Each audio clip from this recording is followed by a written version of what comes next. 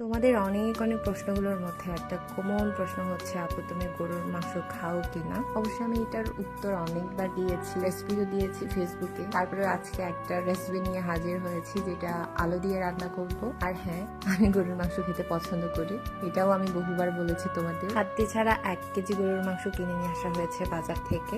এখানে হচ্ছে মাংসের পিসগুলো অনেক বড় ছিল, তার জন্য আমি আমার পছন্দ মতো সাইজ করে ছোট করে কেটে নিয়েছি, সাথে একদম পরিষ্কার করে ধুয়ে নিয়েছি। আর এখানে আমাদের মশলাপাতিগুলো যা যা লাগবে সবগুলো জড়ো করেছি, সবগুলো এক এক করে এখন আমি বেটে নিচ্ছি। আমার এই মশলা বাটার জায়গাটা দেখার পর তোমরা অনেকেই জানতে চেয়েছো এটার নাম কি বা এটা কোথায় পাওয়া যাবে। যেটা মাটি দিয়ে তৈরি, মানে যেখানে আমি সবগুলো মশলা বেটে নিচ্ছি, সেটাকে হচ্ছে আমাদের চাকমা ভাষায় আমরা বলি হুড্ডি। আর যেটা দিয়ে বাটা হচ্ছে, যেটা গাছ দিয়ে বানানো, সেটাকে আমরা বলি ডাল গাজা। ডাল গাজাটা তোমরা নিজেরা কাস্টমাইজ করে বানিয়ে নিতে পারবে যে কোনো গাছ দিয়ে। আর হচ্ছেটাকে তোমরা যে কোনো বাহারি হাট বাজারে পেয়ে যাবে। এটা মাটি দিয়েও বানানো হয়, আবার অনেক সময় দেখা যায় পাথর দিয়েও বানানো হয়। তেল গরম করে পেঁয়াজ কুচি দিয়েছি, এখানে আমি 4টা পেঁয়াজ কুচি করে কেটে দিয়েছি। পেঁয়াজগুলো হালকা ভাজার পরে এক এক করে সব মশলাগুলো অ্যাড করে দিয়েছি। আমাদের বাড়িতে সবাই ঝাল খায়, সবাই ঝাল পছন্দ করে, আর বিশেষ করে আমি অনেক মরিচ খেতে পারি। ঝাল আমার খুবই পছন্দ। আর বিশেষ করে হচ্ছে যখন মাংস রান্না হবে, সেই মাংসটা যদি ঝাল না হয় তাহলে জমে না।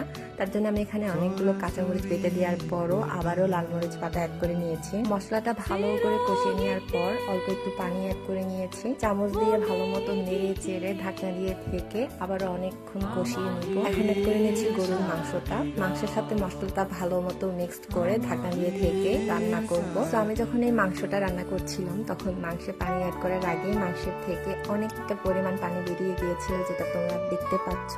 তো এটা দিয়েই আমি অনেকক্ষণ মাংসটা কষিয়ে নিয়েছি ভালো করে। তারপর আমি এখানে অ্যাড করে দিই আলু। আলু ছাড়া গরুর মাংস কেন জানি না আমার জমে না। মাংসের চাইতে আমি আলুগুলো বেশি খাই। আলুগুলো ভাতের সাথে মাখিয়ে তারপর সেখানে গরুর মাংস গুজিয়ে খেলে আমার কি যে ভালো লাগে, আমি সেটা বোঝাতে পারবো না। তার জন্য আমি যখনই বাড়িতে গরুর মাংস রান্না করি, আমি রান্না না করলেও যখনই মা রান্না করবে তখনই আমি মাকে বলি এখানে আলু দিতে হবে, বেশি করে আলু দিতে হবে, যেন আমি বেশি করে আলু খেতে পারি। তো আমার মতো কে কে আছো যারা মাংসের চাইতে আলু খেতে বেশি পছন্দ করো? বিশেষ করে বাড়িতে যখন গরুর মাংস দিয়ে আলু রান্না হবে, তখন সেই আলু দিয়ে ভাত মাখিয়ে গরুর মাংস গুজিয়ে খেতে কে কে পছন্দ করো অবশ্যই কমেন্ট করে জানাবে। গরুর মাংসে আলুটা অ্যাড করার পরে আমি অনেকক্ষণ কষিয়ে নিয়েছি, তারপর অ্যাড করে দিয়েছি পানি। এখন সেই পানিটাও শুকিয়ে গেছে, অ্যান্ড আমি আলুটা ভেঙে ভেঙে দিচ্ছিলাম যেন ঝোলটা মাখো মাখো হয়।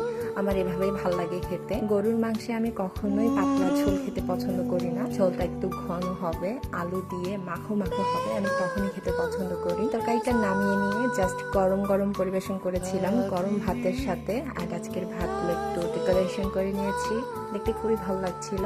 আর সত্যি বলতে তরকারিটা খুবই মজা হয়েছে খেতে, এভাবে আমার খুবই ভালো লাগে। তো তোমাদের কেমন লেগেছে অবশ্যই কমেন্ট করে জানাবে। আর যদি ভালো লাগে তাহলে অবশ্যই লাইক কমেন্ট শেয়ার করে দিবে। আর দেখা হবে নতুন আরেকটি ভিডিওতে নতুন কোনো রেসিপি নিয়ে। সে পর্যন্ত সবাই ভালো থেকো, সুস্থ থেকো, সুস্থ থেকো।